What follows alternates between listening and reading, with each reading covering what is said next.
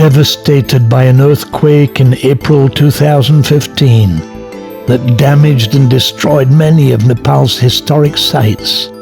I want to take a look at Nepal before the earthquake, the way it was.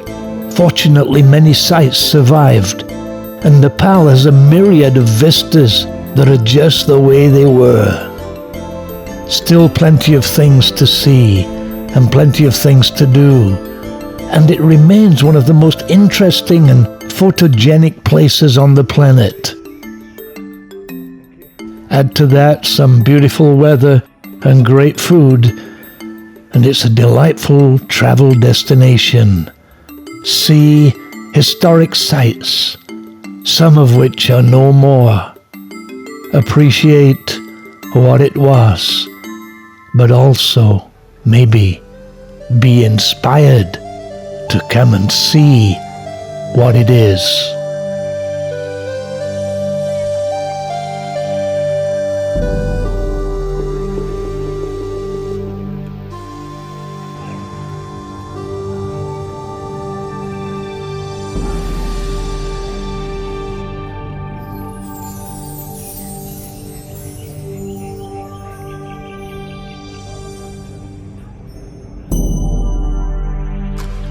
Nepal. Some say this is the point midway between heaven and earth.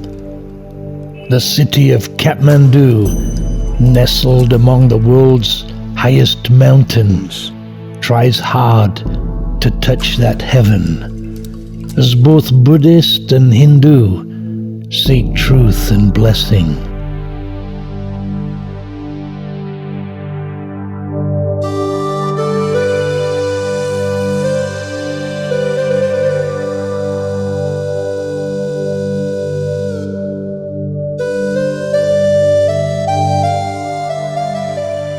The Himalayas, in their very vastness and remoteness, imprint themselves on the soul of the man who once sets foot on them, because they touch him at every human level.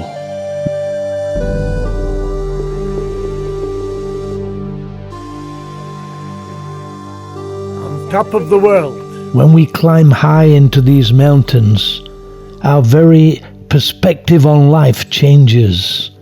We can ponder both at the ant-like activities of men and the awe-inspiring majesty of God.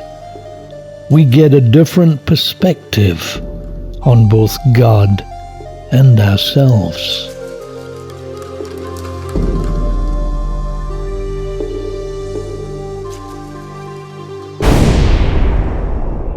We arrived just as the sun had set, and were whisked through the busy streets of Kathmandu. Next morning, we were greeted by a beautiful day in a very nice hotel. In the Park Village resort here, a beautiful place overlooking the mountains. It was about 10 o'clock in the morning before we saw a cloud in the sky. Weather very good, blue skies, the temperature here just perfect. This time of the year an ideal time to come and visit. Dr. Alex and Dr. Annie came with me, and we went out to explore Kathmandu. First stop, the Buddhist Stupa at Boudhanath, the largest in Nepal. The huge white dome crowned with gold and the blue, all-seeing eyes. Very impressive.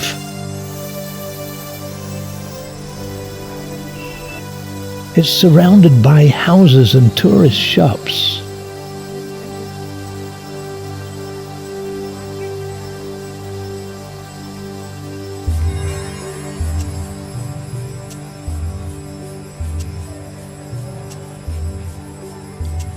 The shopkeepers preying on those unable to resist temptation, whilst the all-seeing eyes observe.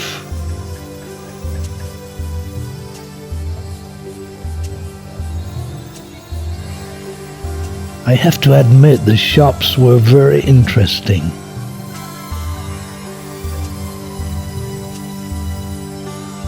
Tourism is clearly important here. In many places where there's a nice view, hotels and restaurants emerge.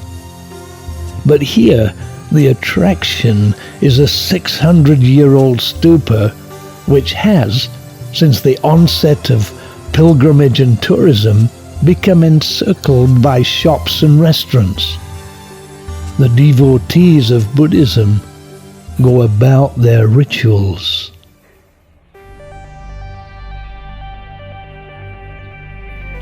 And the shoppers go about theirs. Occasionally, the twain shall meet.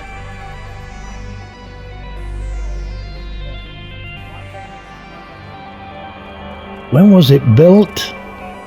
No one knows for sure, but most believe it was in the 14th century after the Mughal invasions. In 1979, it became a UNESCO World Heritage Site. I didn't get to fly over, but from above, the stupa complex looks like a giant mandala or diagram of the Buddhist cosmos. We passed one made of colored sand as we entered, and here an artist carefully reproduces a mandala.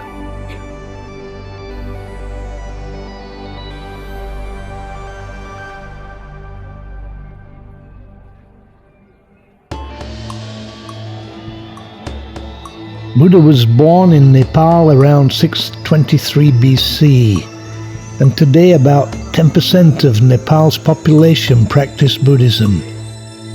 Though in the hill and mountain regions, Hinduism has incorporated some Buddhist doctrine and rituals to the point that they even have shared deities and temples, much like Burmese Theravada Buddhism assimilated animist idols and deities. Having said that, this is one of the holiest Buddhist sites in Nepal. The stupa is one of its largest spherical stupas.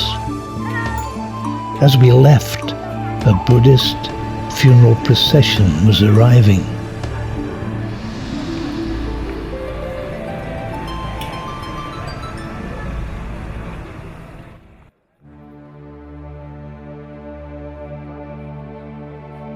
Next stop, Pashupatinath.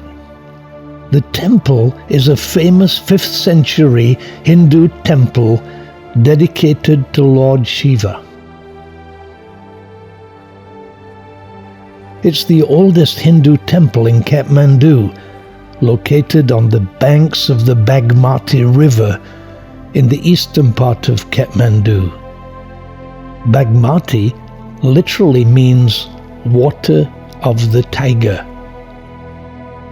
Most of the original 5th century temple was destroyed by Mughal invaders in the 14th century. The temple, as it is today, was built in the 19th century.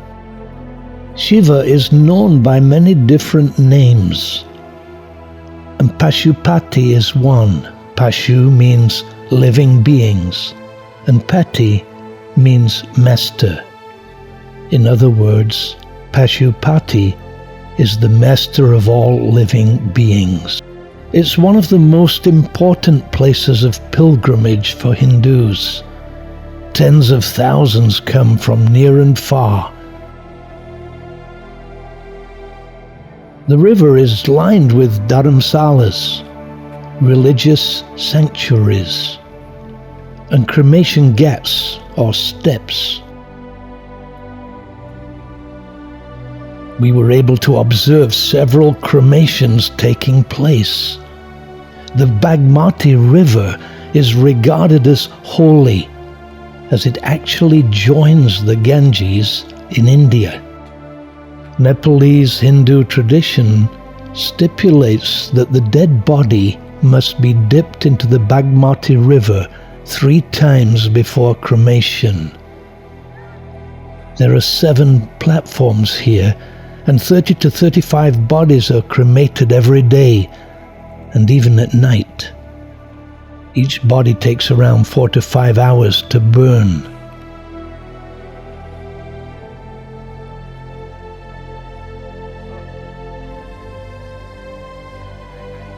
Relatives buy flowers and colored powders to place on the body. Afterwards, the ashes are scattered into the river.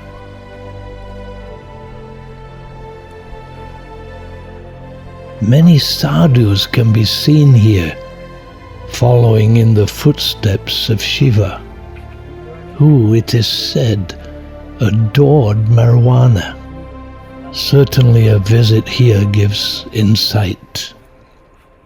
From there we went downtown to the center of Kathmandu. This is the center of the city, but actually a World Heritage Site. And it's like walking back in history. Just walking around is interesting.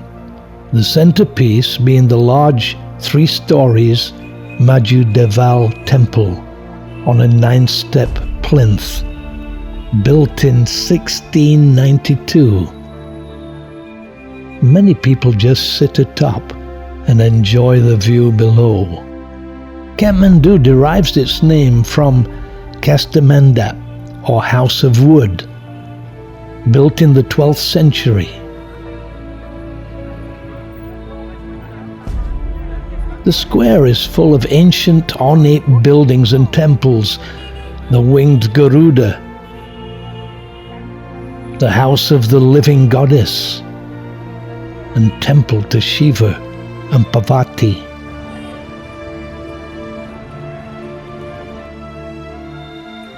A very interesting and photogenic place. This man was selling betel nut concoctions with his son helping him. They were very friendly, though it did not look very appealing.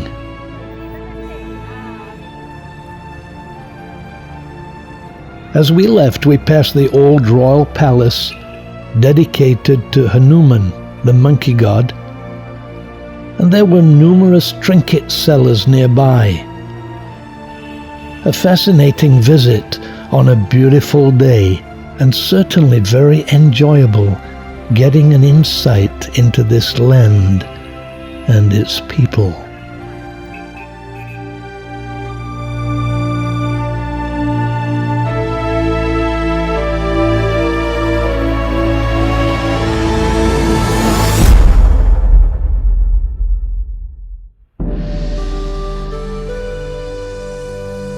When I asked what were the good places to film, everybody said I should see the Buddha Park and the Swayambhunath Temple nearby. These complexes are in the northwestern part of the city and are among the oldest religious sites in Nepal, revered by both Buddhists and Hindus. The 3 golden images there were certainly impressive. They are of Buddha and the Bodhisattvas, Buddha being central. Chenrezig on his right is the Bodhisattva of compassion.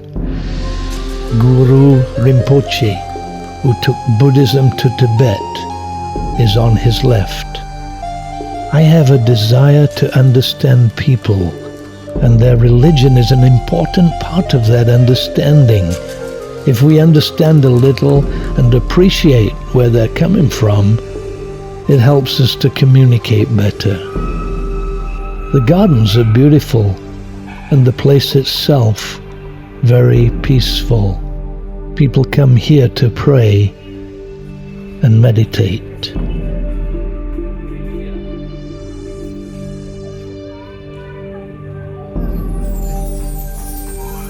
The Swayambhu Stupa nearby has many monkeys there.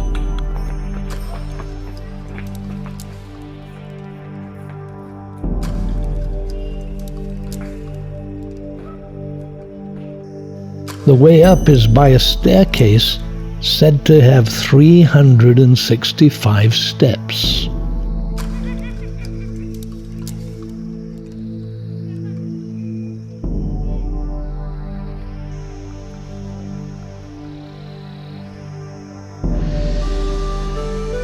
Buddhas line the staircase, as well as the inevitable souvenir stalls.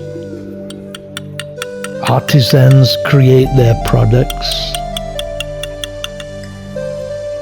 The palmist will tell you your past, present, and future. I knew my future, and I was dreading it. I knew I would have to climb 365 steps with a 15-pound camera and tripod. I had a plan, however, one step at a time. Buddha was obviously pleased with my reasoning, while this dog appeared to show me compassion. Halfway up and I'm already getting good video. Having said that, I do get to call the shots. At this altitude, the sky is so blue and clear, reminds me of Ladakh. It's a favorite Buddhist pilgrimage site, and apparently many ascend the hill for sunrise to do a prayer walk around the Stupa. The city of Kathmandu, stretching into the distance, is not so clear. Places like this are always so colorful and bright. I remember the temple at the top of Mandalay Hill in Burma, which had a similar feel to it. Prayer wheels for sale, filled with sacred mantras, some written by the Dalai Lama.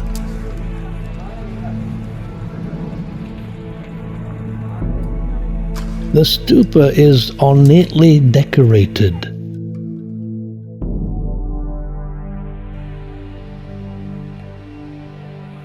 Many statues abound, and many interesting things to observe and film. A colorful place. But also the images, for the most part, unusual, certainly for a tourist coming from the West. I got chatting with Prakash, a local artist, who was selling his paintings of depictions of life in the mountains. You actually live here? Annapurna is a very nice place. So here is Prakash, he's the famous artist. Meanwhile, one can enjoy a drink and then visit a clean toilet. Nirvana. I suppose the downside of that is that you won't be able to see yourself in the mirror. This girl obviously has not done much business today. Nepalese puppets are a favorite souvenir. Beautifully colored, the dolls show traditional costumes of different ethnic groups. Prayer time for these boys, less demanding than kneel, hands together and eyes closed. Written on the wheels is a Buddhist mantra.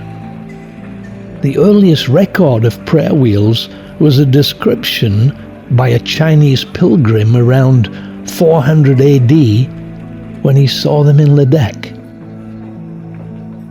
On the way down, I met another interesting friend. He was selling a singing bowl.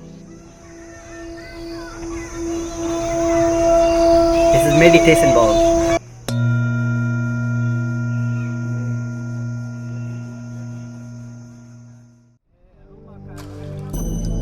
The trip up into the mountains takes about 45 minutes. It's an interesting ride, and one always feels a little excitement climbing up to Nagarkot. On arrival at the Country Villa Hotel, we first enjoyed dinner. Next morning, we woke up early and had a preview of what was coming. Here comes the sun. Nagarkot, at over 7,000 feet, is considered one of the most scenic spots in the region, and is famous for the sunrise view of the Himalayas. I woke up with a view of these mountains on the horizon and lesser peaks swathed in both cloud and sunlight below. It's magical, almost unreal. Am I looking at this? The moment when the sun emerges from its slumber and golden light rests suddenly upon the hills already awash with a cloud sea. In reality, this is the view from the breakfast table.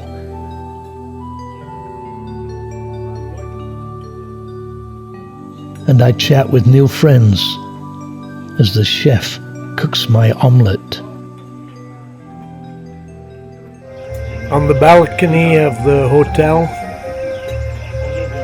having breakfast, overlooking the mountains.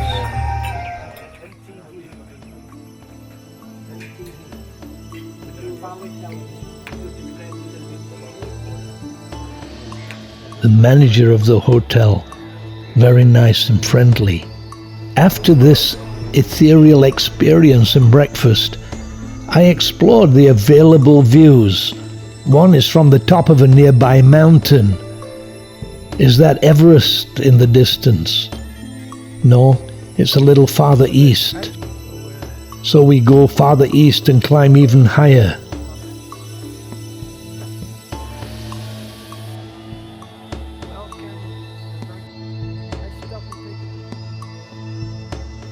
Nepal is certainly the rooftop of the world, the highest nation on earth, with 8 out of 10 highest mountains in the world, and the opportunity to almost fly with the eagles. I loved it, and the chance to shoot it and capture it for posterity was priceless. The Buddhist prayer flags flap their prayers, whilst the mountains form an incredible horizon. You need to see this for yourself. It's one of Earth's magical moments, almost unearthly. And though I love shooting my video, the camera is vastly inadequate.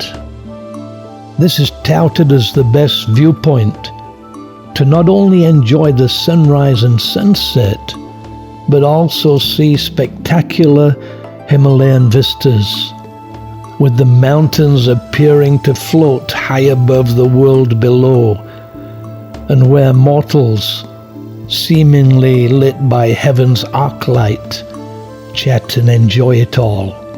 Up here everyone is friendly, but though the camera can't adequately capture it, the shots still seem otherworldly, and one gets a glimpse of something special. I loved it. Of the Himalayan mountain ranges of Nepal, 8 out of 13 can be seen from here. Then we headed back to our hotel. Believe it or not, this is just an overnight trip. I did like the hotel. My room was great, and the clear skies brought the mountains very close, like we could almost touch them.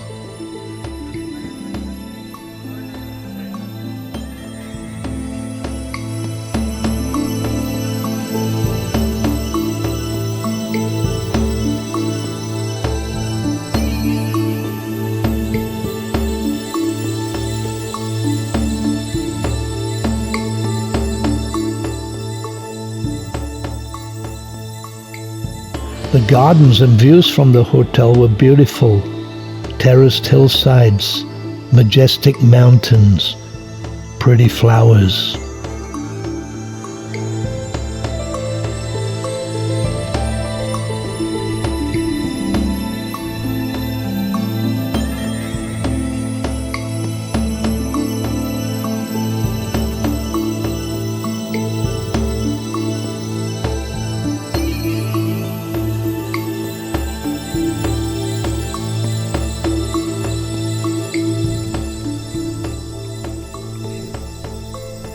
But time to head back down to the real world.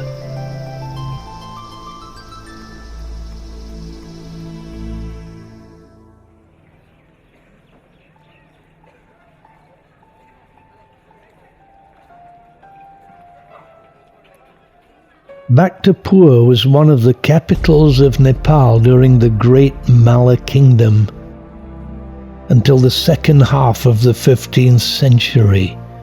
It's listed as a World Heritage Site for its temples, traditional art and architecture, historical monuments, elaborately carved wooden windows, not to mention a place of fascinating history and intrigue.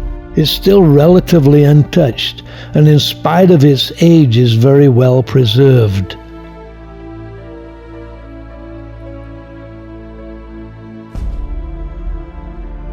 It's a tourist heaven, with so much to see, to explore, to imagine, to marvel, not to mention get a snack, a coffee, look around the shops, and meet interesting local people. The trade route between Tibet and India ran through here, and in times past made it a most prosperous place. It's like an outdoor museum, so many things to see, statues, wooden pagodas, and the inevitable tourist shops and restaurants, and nice places to eat. Many restaurants are on the top of buildings, giving a nice view, and local handicrafts are on sale very cheap.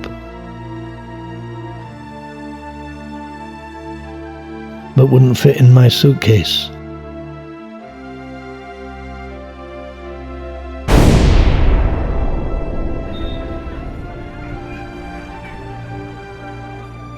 The wooden structures and windows are very ornate and look good after all these years.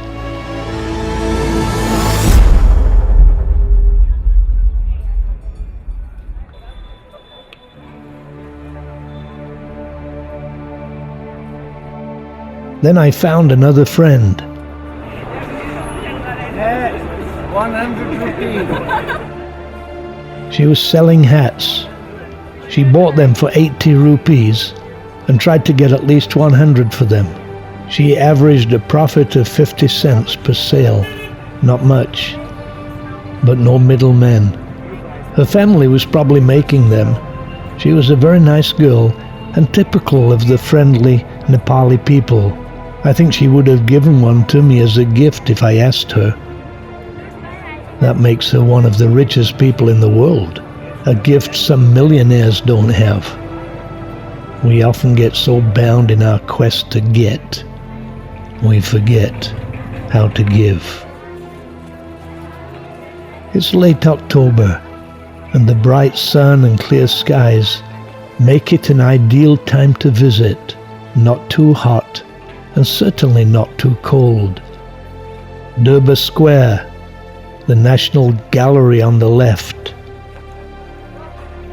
and next to that the Palace of 55 Windows. Opposite, the Basala Temple with its giant Taleju bell. It's a fascinating place to explore. I would love to stay overnight.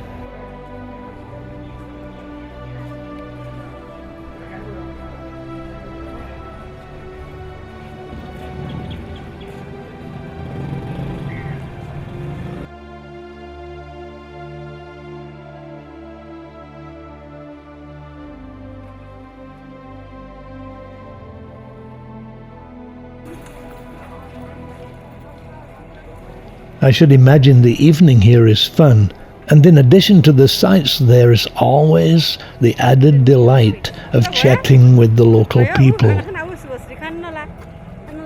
This boy was cute. These girls, happy school is out.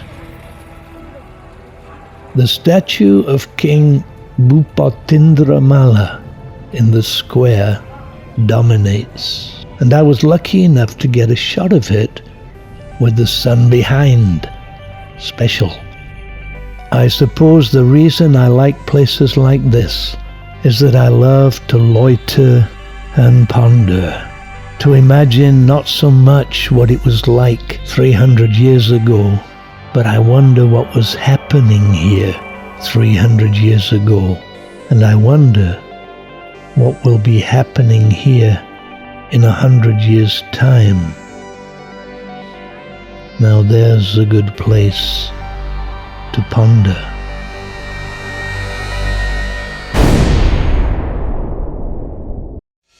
Already on Exaion.org, Burma, Kashmir in India, ancient Xi'an in China, historic Jerusalem, wonderful Copenhagen, majestic Ladakh, magnifico Barcelona, memories in London, Venice, and 100 more. Take a look.